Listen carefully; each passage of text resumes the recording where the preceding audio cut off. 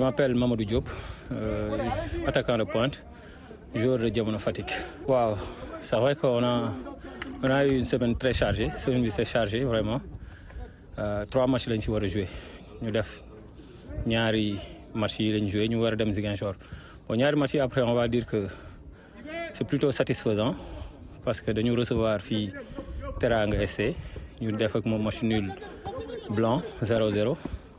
Après ñu doon préparé benn coupe du Sénégal voilà boo xamante ni à élimination directe la fallait gagner pour rester dans la compétition yàlla suturaal ñu dem def résultat bu très positif on gagne par 4-0 donc je pense que c'est un résultat satisfaisant di préparer nag après suñu match ñu nag SMA à Ziguinchor on le prépare très sérieusement yéen a ngi gis ni gars yi ñu ngi ci biir bu baax ba on est là di suivre consignes quand même vraiment waaw.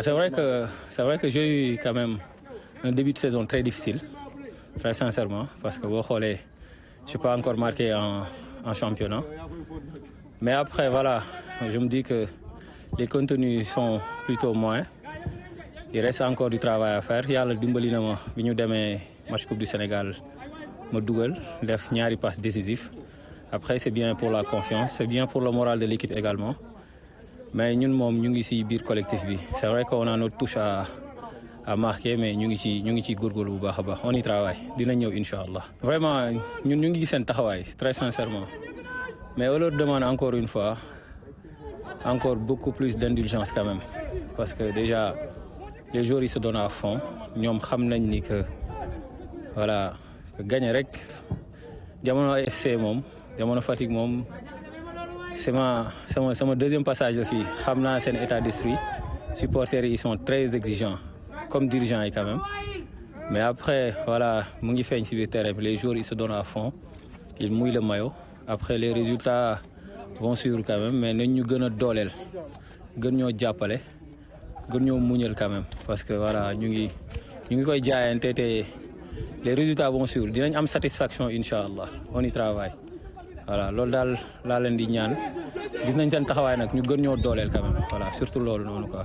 Non très sincèrement à Jamono avec le président wax dëgg yàlla dama naan kay joueurs yi ñoo war a def le job qu'il faut mais quant à les dirigeants que ce soit le président wax dëgg yàlla il met les moyens vraiment il nous a mis dans des bonnes conditions je veux dire c'est vrai que tout n'est pas parfait mais après voilà côté salaire on n'a pas de problème côté logement alhamdoulilah donc tout se passe bien ñu ngi ñaan rek voilà li ñuy bëgg muy suñu objectif ñun ñëpp muy les dirigeants muy les joueurs muy les supporters pour yàlla dimbali ñu ci ba ñu atteindre ko incha allah.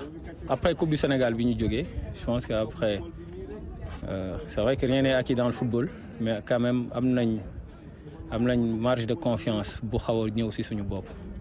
On va continuer le travail ñu dem fa pour chercher les 3 points suñu ko mënul ñu jël 1 point ñibbisi mais quand même il nous est obligatoire d'avoir un résultat positif quand même. Voilà ñu ngi ciy liggéey te incha allah am nañ ci yaakaar quand même. waaw bon di wax gars yi nañu jàppante rek gën a dooleel ñëpp mettre tout le monde en confiance parce que dans ces périodes on a besoin de tout le monde on a besoin d'un groupe très fort que ce soit les remplaçants que ce soit les titulaires que ce soit ceux qui n'ont pas encore joué mais on a besoin de tout le monde et puis nañu mettre à l'aise ñëpp sentir seen bopp ci groupe loolu mooy tax ñu am doole parce que les matchs vont se suivre ça va être difficile lenn rek moo ñuy dooleel mooy suñu former un bloc te dinañ ci que ce soit dirigeants yeeg supporters yi ñëpp booloo def un bloc autour de l'équipe ñu am le résultat que nous voulons incha allah yàlla nañu ci yàlla jàppale. Bonsoir Mame Seydou Sarr préparateur physique Jamono Fatick. Waaw ça va hein? Ça va on s'inquiète pas sur le plan de la préparation physique quoi parce que boo xoolee depuis ñun teel lañ commencé quoi te on a fait une très bonne préparation quoi là on est en train de gérer les qualités physiques quoi qualité yi ñu amoon ci période de préparation moom lañ nekk di entretenir nii ba tey quoi donc il y a des moments il y aura pendant la saison des moments de travail intense mais aussi des périodes de récupération quoi yoo xam ne pour toujours garder la fraîcheur des jours quoi. Non ñun gisuñ sonn ah ñun gisuñ sonn xëy na ñoom ils n'ont pas compris quoi ils n'ont pas compris il y a un groupe qui joue depuis le début il y a un groupe de joueurs qui joue depuis le match contre Niary Tally. Donc c'est normal, organisme humain ay organisme lañ yor rek quoi. Ba pare état de forme newul lu continue. L'état de forme n'est pas continu, d'où les périodes de récupération. Même si championnat yu mag yi bu ñu joué ay 2 mois 3 mois décembre dañuy récupérer dañuy am ay trêve. Donc pour permettre aux joueurs de récupérer quoi. Mais là ñun au contraire ñun équipe bi dañuy taxer équipe bu athlétique, équipe bu physique quoi. Parce qu'on a vu notre match contre Ndiambour, Amitié et pas mal de matchs quoi yoo xam ne dañuy am ay retours yi nga xam ne gars yi dañuy taxi équipe bu athlétique quoi que xanaa seen joueur dañuy doppewu wala quelque chose comme ça quoi. Waaw l'état d'esprit est c'est comme d'habitude hein. On a un bon état d'esprit, on sort d'une victoire en Coupe du Sénégal donc am nañ ci yaakaar quoi ci match bi. On va aller pour prendre le point quoi, pour prendre le point. Suñu mënul bind 3 points ñu indi benn point quoi. Waaw c'est des équipes difficiles à jouer chez eux. Ziguinchor boo fa demee ay équipes yu métti jouer la quoi, mais on s'inquiète pas quoi avec la qualité du groupe qu'on a. On a eu des victoires à l'extérieur. Je pense qu'on a eu plus de victoires à l'extérieur qu'à domicile, ça, si je me trompe pas.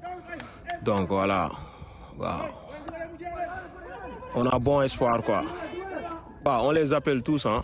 Ñu ñëw continuer di jàppale équipe bi di pousser équipe bi quoi, parce que équipe moom supporter moo tax ñuy wax quoi. Équipe bi ñoom seen équipe la. Ñoom liñ ci am yaakaar naa ni kenn amu ko ci quoi. Donc te ñoom ñooy doole équipe bi quoi. Donc nañ continuer di ñëw quelle que soit la situation, quels que soient les résultats, qu'ils continuent à venir soutenir l'équipe quoi.